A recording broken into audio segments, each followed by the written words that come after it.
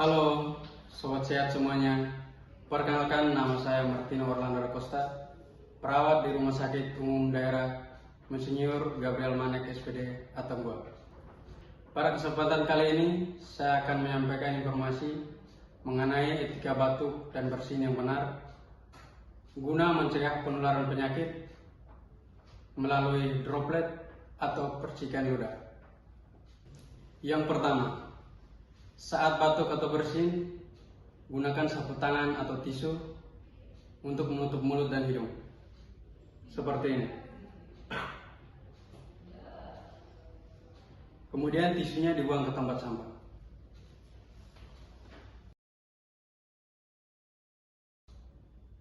Yang kedua, jika Anda tidak memiliki tisu atau sapu tangan, gunakanlah lengan bagian dalam untuk menutup mulut dan hidung, seperti ini.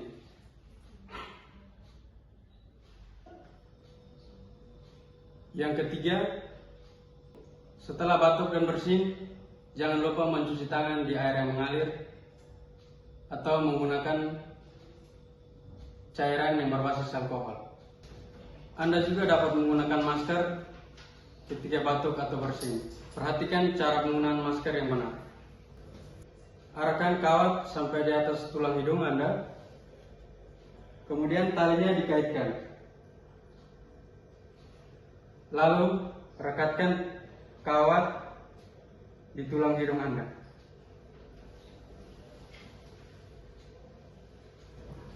Sekian informasi mengenai etika batuk dan bersin yang benar.